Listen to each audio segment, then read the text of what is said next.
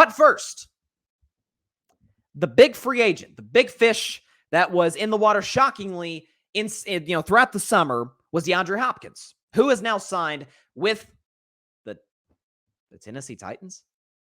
That sort of came out of left field. Didn't see that one coming at all. D-Hop to the Titans on a 2-year deal that'll pay him about $26 million in total. As far as for Tennessee and as far as for D-Hop, why it works in my view, God only knows Tennessee needed a receiver. A clear-cut number one receiver. I like the kid Burks they drafted out of Arkansas last year. They've got some nice guys over there, but no true number ones. And we know the vast majority of the Titans' success, at least with Ryan Tannehill at quarterback, was not when they had Derrick Henry. Derrick Henry, and I'll get into running backs later in the show, Derrick Henry got hurt in the middle of the 2021 season. Missed 8, 9, 10 games or whatever it was. The Titans still got the 1 seed in the AFC, the tougher conference. Why? Because Ryan Tannehill had A.J. Brown, who's one of the 10 best receivers in the sport. And with all due respect to A.J. Brown, I think it's safe to say DeAndre Hopkins, if he is still at his peak of his powers, yeah, he's one of the 5 best receivers in all of football. You talk about a guy who's had a range of quarterbacks. Sure, he's had Deshaun Watson when Deshaun was at his peak, and Kyler when Kyler was briefly at his peak. He's also had Tom Savage and Brandon Whedon, Ryan Fitzpatrick, just to name a few. Still just as productive. Still gets open. Big body. Maybe not the fastest guy in the league, but a tremendous route runner, able to, again, use his large frame to his advantage on smaller corners, and is consistently year in and year out, when healthy and when not suspended like last year, one of the best receivers in all football and a consistent 1,000-yard receiver, to the point where D-Hop actually said this offseason, he said, the day that I'm not a 1,000-yard receiver is the day I step away from the league for good. And so Tennessee now gets a clear-cut number 1 in a division where obviously Houston's rebuilding. I think Houston will be nice this year. Nowhere near a playoff team, but respectable. They were in some close games last year, and the Colts are in rebuild mode as well. And we know the Jaguars, I think it's safe to say, are the class of the division. They've got by far the best quarterback, in my opinion, with all due respect to Vrabel, the best coach in Doug Peterson, and an improving roster. Titans had to compete in some way, shape, or form. So this gives an opportunity now, even if they don't beat Jacksonville out for the division, in a pool of potential AFC wildcard teams, talking about maybe the Jets, who I'll get into later in the show, or the Dolphins, or the Denver Broncos, or the Chargers, all of these teams, the Steelers, the Ravens, the Bengals, all these teams potentially in the mix for a wildcard spot. Tennessee has now put themselves back in that discussion by adding a guy of the caliber of DeAndre Hopkins. So I love it for Tennessee. Props to them.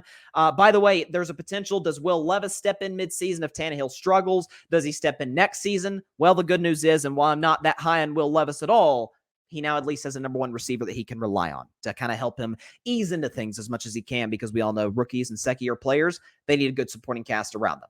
So props to Tennessee for making this move, and I love it and again, in an AFC that is just brutal.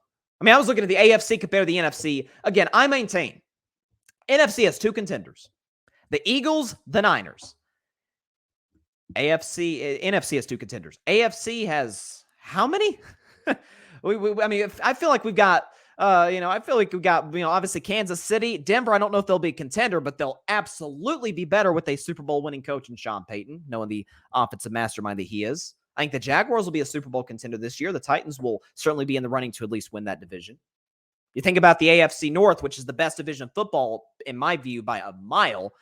Bengals are absolutely a contender. To me, the Ravens are absolutely a contender, and the Steelers just keep getting better and better through the draft and through free agency. So you look all across the NFL, there are some real teams in that regard. Here's who I know will not be in the playoffs.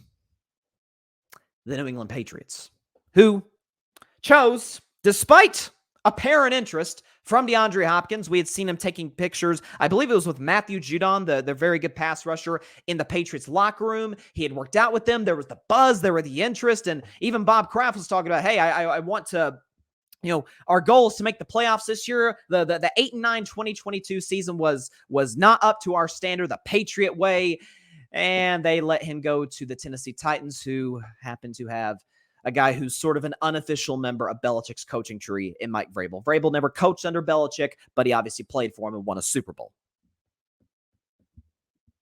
What does this continue to say about the New England Patriots? Because they obviously had the cap space to pay him. They just didn't want to. Because Bill Belichick, who is the de facto general manager and head coach, obviously, has been for over 2 decades, he's stuck in his ways. He feels and still apparently believes that in the NFL, with an AFC that is, forget the NFC, with an AFC that is just freaking stacked with great quarterback play, including in his own division. Josh Allen, Aaron Rodgers, Tua. A lot of people like Tua. He thinks he can win an AFC East, get to the playoffs with not only Mac Jones, not only, at least last year, with a bad receiving core, but a year ago with a defensive coordinator as his offensive coordinator. In 2022. Sure, he replaced him now with Bill O'Brien, who's a respected, accomplished offensive coordinator, not just in the NFL, but in the college ranks as well. Most recently in Alabama with Bryce Young, Nick Saban at head coach. We understand that. He has a history in New England, was with Brady, but Mac Jones, I think this is the understatement of the month, is not Tom Brady. We think about Tom Brady as a stationary. Tom Brady was excellent moving in and out of the pocket. Mac Jones is terrible in that regard. Tom Brady had I'd argue, above average arm. Not an Aaron Rodgers arm, not a Mahomes or an Allen arm, but above average arm. He could sling it. Mac Jones has a noodle arm. Belichick didn't even trust him to throw a Hail Mary in the infamous ending against the Las Vegas Raiders. And so, in a situation where, again, DeAndre Hopkins, it does not matter who the quarterback is, has always been productive. He clearly, the writing's on the walls, the old saying goes, where there's smoke, there's fire, clearly wanted to go to the New England Patriots. And the Patriots stood in their morals and stood in the Patriot way. As Danny Amendola, former Patriots wide receiver, said a few years ago when the Bucs made the Super Bowl against Kansas City, he said, and I quote, "There is no Patriots way. There is the Tom Brady way." And we understand the fact that Bill Belichick, throughout his time in New England, and heck, throughout his coaching career, if we had the stat, I was talking about Andy. I did a segment right before I went on vacation. Andy Reid without Patrick Mahomes, and Andy Reid, I believe, is the best coach in the NFL. Andy Reid without Mahomes, very successful. Has been to a Super Bowl, has won numerous division titles, well over 500. Belichick, on the other hand, it's not so hot. 10 seasons without the greatest quarterback ever. He's won 47% of his games. He's been to the playoffs twice and 0. Count that, 0. Conference title game appearances. Obviously, that would mean no Super Bowl appearances. 10 years without Brady, been to the playoffs twice. And had a golden opportunity in a stacked division, in an even more stacked conference, to land one of the best receivers in the National Football League. And he passed. So this is, at least the way I viewed it, an indictment on the Patriots, not necessarily organization, but on Bill Belichick in particular.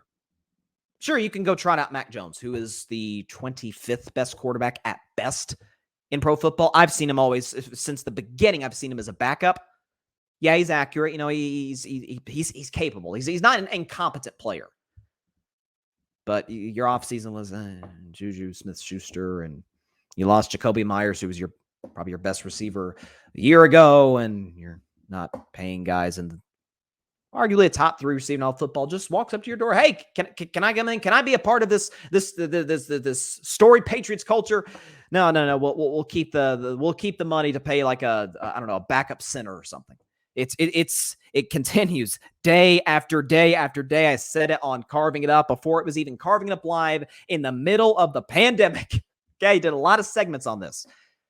Tom Brady was going to come out the other end looking a lot better than his now former coach, Bill Belichick. And it's just continuing to show itself every single day. Thanks so much for watching the show on YouTube, and be sure to go click that big red subscribe button and check out the other clips and full shows from Carving It Up Live, as well as our other incredible content creators here on the Grid Network.